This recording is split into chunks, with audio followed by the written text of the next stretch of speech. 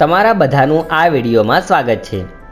આગળના વિડીયોમાં આપણે રેખાખંડનું કોઈ આપેલ ગુણોત્તરમાં વિભાજન કરતા શીખ્યા હતા। આજે આપણે તેના પર આધારિત રસપ્રદ ઉદાહરણ જોઈશું। ચોરસ ABCDની પ્રત્યેક બાજુને 1/3 માં વિભાજિત કરવાવાળા બિંદુઓ જોડવાથી આપણને કેવી આકૃતિ મળશે? आओ સૌથી પહેલા બાજુ ABનું 1/3 માં વિભાજન કરીએ, જેના માટે બિંદુ A થી લઘુકોણ બનાવતી કિરણ AX બનાવે છે,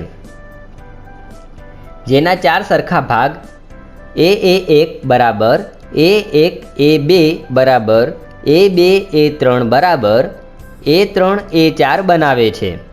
શું તમે જણાવી શકો છો આપણે અહીં 4 ભાગ કેમ કર્યા છે? એકદમ સાચું, કેમ કે અહીં ગુણોત્તરનો સરવાળો 4 છે। હવે બિંદુ A4 અને બિંદુ B ને જોડીએ, જેનાથી આપણને રેખા A4B મળે છે, જેને સમાંતર રેખા બિંદુ A1 થી દોરીએ, જે બાજુ AB ને બિંદુ M પર છેદે છે।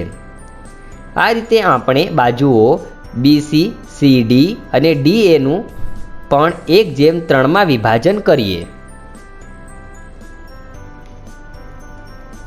જેથી આપણને ક્રમશઃ બિંદુ NO અને P મળે છે।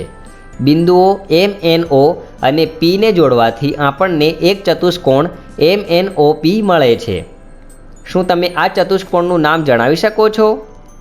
જો આપણે ફૂટપટ્ટીની મદદથી આ ચતુષ્કોણની બાજુઓ તથા કોણમાપકની મદદથી બધા ખૂણાઓને માપીએ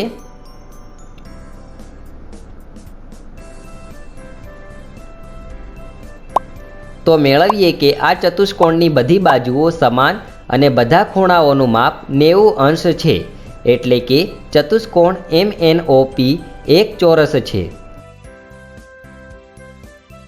આ રીતે શું હવે તમે જણાવી શકો છો કે કોઈ પણ સમબાજુ ત્રિકોણ લંબચોરસ અને સમલંબની બાજુઓનું 1/3 માં વિભાજન કરવાવાળા બિંદુઓને જોડવાથી આપણને કઈ આકૃતિઓ મળશે?